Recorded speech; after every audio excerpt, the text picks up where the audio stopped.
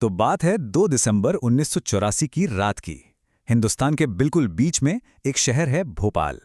उस रात पूरा शहर गहरी नींद में सोया हुआ था और वहां के लोगों को बिल्कुल भी अंदाजा नहीं था कि उनकी अगली सुबह एक ऐसी रात लेकर आने वाली है जिसका कभी सवेरा नहीं होगा। हाँ, ये तारीख इतिहास के पन्नों में हमेशा हमेशा के लिए दर्ज हो गई। एक ऐसी रात जिसकी शुरुआत तो बिल्कुल शांति से हुई, लेकिन जिसका अंत चीखों और एक अजीब सी डरावनी खामोशी से हुआ। हवा में एक एक अनदेखा दुश्मन घुल चुका था। सोचिए, कोई धुआं नहीं था, कोई आग नहीं थी, सिर्फ एक जानलेवा गैस। एक ऐसा जहर जो बिल्कुल चुपचाप लोगों की जिंदगियों को निगल रहा था। और जो कुछ भी हुआ ना, वो सिर्फ एक हादसा, एक एक्सीडेंट नहीं था। बिल्कुल नहीं। ये तो हिंदुस्तान के इतिहास की, बल्कि पूरी दुनिया की सबसे भयानक इंडस्ट्रियल ट्रेजेडीज में से एक बन गई।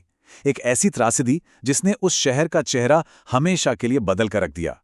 अच्छा, इस पूरी त्रासदी की जड़ तक जाने के लिए हमें थोड़ा पीछे जाना होगा। उस वक्त के भोपाल को समझना होगा। तब भोपाल झीलों का शहर कहलाता था। एक बहुत ही खूबसूरत, शांत सी जगह, जहां लोग अपनी साधारण सी जिंदगी आराम से जी रहे थे। और उसी शहर के लगभग बीचों बीच थी यूनियन कार्बाइड इंडिया लिमिटेड, यानी यूसीआईएल की फैक्ट्री। देखिए, उस जमाने में ये फैक्ट्री एक तरह से तरक्की का, प्रोग्रेस का सिंबल मानी जाती थी। काम क्या था? हिंदुस्तान के किसानों के लिए कीटनाशक यानी पेस्टिसाइड्स बनाना। लेकिन इस फैक्ट्री की दीवारों के अंदर एक ऐसा गहरा राज छिपा था जो बहुत जल्द पूरे शहर को अपनी गिरफ्त में लेने वाला था। तो अब सबसे बड़ा सवाल यही उठता है, आखिर ये सब हुआ कैसे? क्या इसे रोका जा सकता था? इसका जवाब लापरवाही की एक लंबी, बहुत लंबी कहानी में छिपा है। एक ऐसी कहानी जिसकी वजह से यह हादसा होना, आप कह सकते हैं, लगभग तय था। इस पूरी त्रासदी के सेंटर में था एक केमिकल जिसका नाम है मिथाइल आइसोसाइनाइड, शॉर्ट में MIC। अब ये है क्या? ये एक बेहद बेहद जहरीली गैस है। मतलब इतनी खतरनाक कि इसकी थोड़ी सी भी मात्रा इंसान के लिए जानलेवा साबित हो सकती है। इसको सेफ रखना बहुत जरूरी था, लेकिन अफसोस ऐसा किया नहीं गया। और क्यों नहीं किया गया? शॉकिंग बात यह है कि सिर्फ खर्च बचाने के लिए फैक्ट्री के लगभग सारे इंपॉर्टेंट सेफ्टी सिस्टम्स एक एक करके बंद कर दिए गए थे। सोचिए, गैस को ठंडा रखने वाला कूलिंग सिस्टम बंद, जहरीली गैस को हवा में जाने से पहले जलाने वाला फ्लेयर टावर वो भी बंद, गैस को न्यूट्रलाइज करने वाला स्क्रबर वो भी ठीक से काम नहीं कर रहा था। यही नहीं, जो एक्सपीरियंस स्टाफ था उनको भी हटा दिया गया। मतलब साफ साफ शब्दों में एक टिक टिक करते टाइम बॉम्ब को बस खुला छोड़ दिया गया था। और फिर आखिरकार वो रात आ ही गई, 2 दिसंबर 1984। चलिए अब देखते हैं कि कैसे लापरवाही की इन छोटी छोटी गलतियों ने मिलकर एक इतनी बड़ी, इतनी भयानक तबाही को जन्म दे दिया। तो रात के करीब 11 बजे MIC गैस से भरे हुए एक टैंक नंबर 6110, उसमें पानी चला गया। और जैसे ही पानी और MIC मिले, एक डिस्ट्रक्टिव केमिकल रिएक्शन शुरू हो गया। टैंक के अंदर का टेम्परेचर और प्रेशर इतनी तेजी से बढ़ने लगा कि उसको कंट्रोल करना अब नामुमकिन था। और फिर ठीक रात के 12:30 बजे के आसपास वो टैंक उस प्रेशर को झेल नहीं पाया और वो फट गया। और उसके फटते ही MIC गैस का एक भारी भरकम बादल हवा में फैल गया और सोते हुए शहर पर मौत बनकर बरसने लगा। लोगों की नींद अचानक टूटी, आंखों में आग जैसी जलन, लगातार खांसी और सांस लेने में तकलीफ से। लोग घबराकर अपने घरों से बाहर भागे, लेकिन उन्हें क्या पता था कि बाहर की हवा तो अंदर से भी कहीं ज्यादा जहरीली है। अगले दिन जब सुबह हुई तो भोपाल एक पूरी तरह से बदला हुआ शहर था।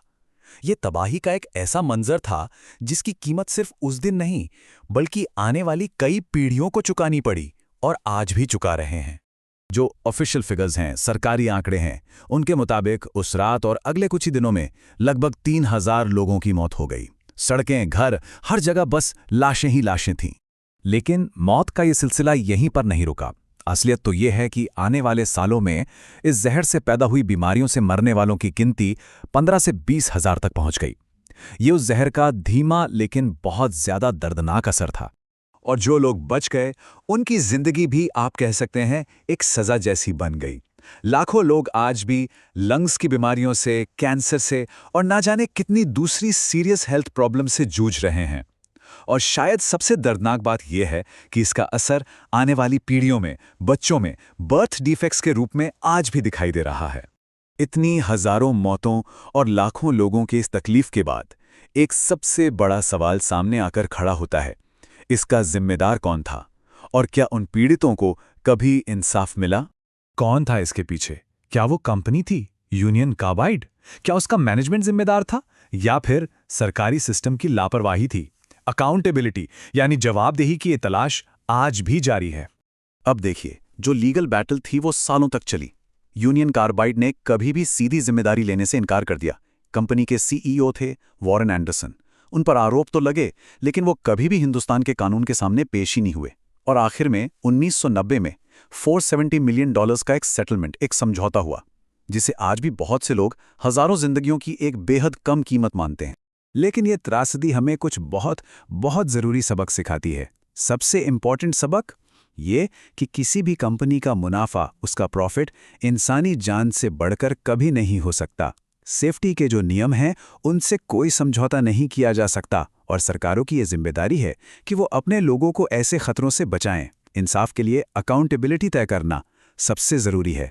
देखिए, भोपाल एक ऐसा शहर है जो उस रात सोया ज़रूर, लेकिन फिर कभी पहले जैसा जाग नहीं सका। ये सिर्फ एक हादसा नहीं था, ये इंसानी लापरवाही की चुकाई गई सबसे बड़ी और सबसे दर्दनाक कीमत थी।